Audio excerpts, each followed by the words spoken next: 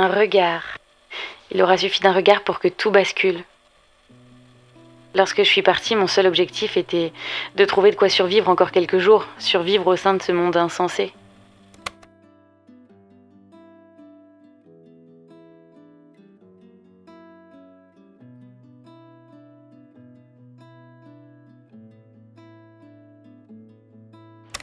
Il y a 3 ans, quand tout a commencé, tout me paraissait gris et terne.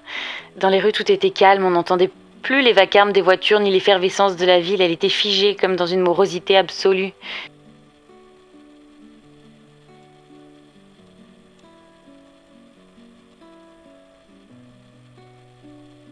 Et comme beaucoup, je suis restée figée, immobile au changement.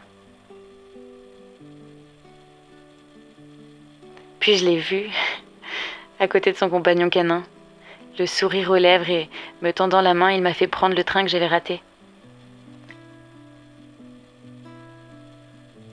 Alors au début, cela me paraissait facile.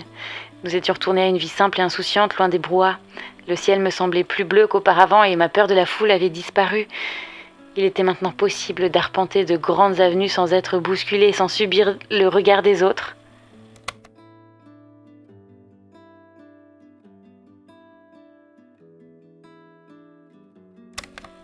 Mais il fallait bien que ce rêve prenne fin un jour. Il était temps pour moi de revenir à la réalité. Car le calme n'était qu'une chimère, une projection de mon imagination naïve.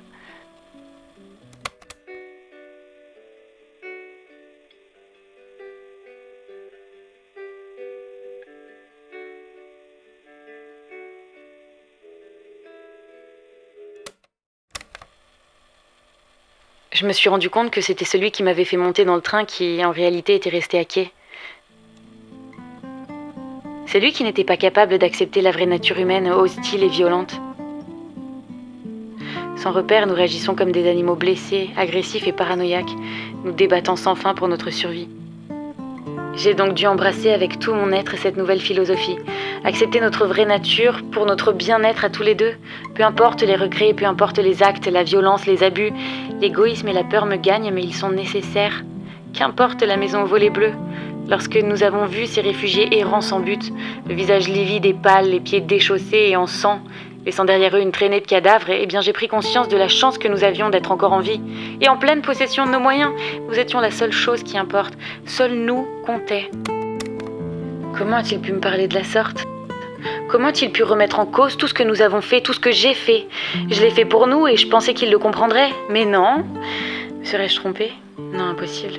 C'est lui qui est dans le faux. Tout ça, c'est grâce à moi, à mes choix. Mais lorsque ses yeux se sont posés sur moi, lorsque ses yeux ont croisé les miens, j'ai compris et tout m'est apparu comme une évidence. Un regard. Il aura suffi d'un regard pour que tout bascule.